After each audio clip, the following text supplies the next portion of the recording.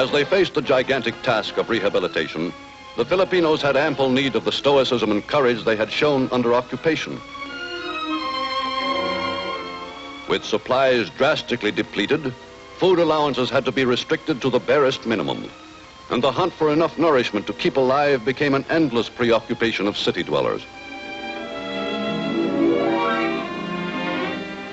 To start the monumental task of reconstruction, as well as to create employment, the Philippine government set out, with the help of the U.S. Army, to enroll available workers in a temporary labor pool. Thousands of men signed up for an intensive course of training in American Army engineering methods and were employed all over the islands, clearing the debris of war to make way for the establishments of peace.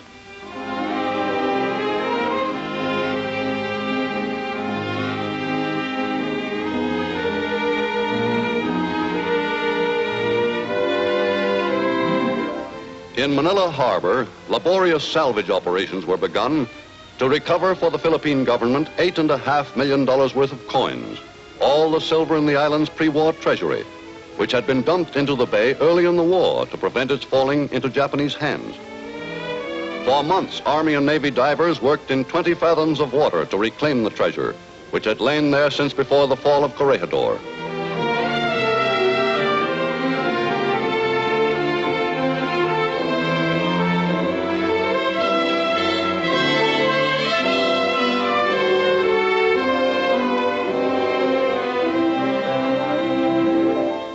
First step in reorganizing the financial life of the islands was to restore banking facilities and make possible the ordinary business transactions of peacetime.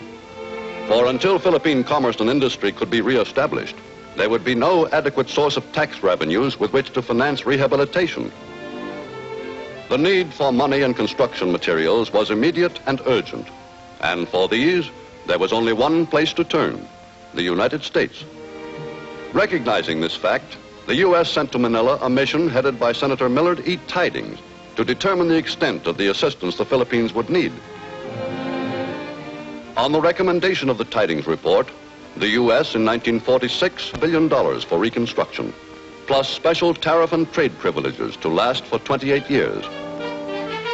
Though the path ahead is still a thorny one, the people of the Philippines have at least gained from the war a new regard for democracy, and are today politically alive and active. Proud of the part they played in liberation, newly conscious of their collective power, the ordinary people of the islands are demanding a bigger stake in the future of the country for which they fought.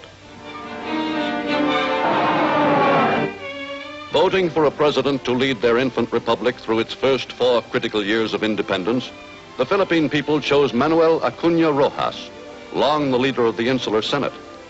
A skilled and experienced politician, Manuel Rojas is an able economist as well. With freedom at last, and with the sorely needed financial and economic assistance of the U.S. already theirs, the 18 million citizens of the Philippines are today setting out on the high road of independence. Aware as never before of their national identity, they are determined to make for themselves a respected place in the family of free and independent nations.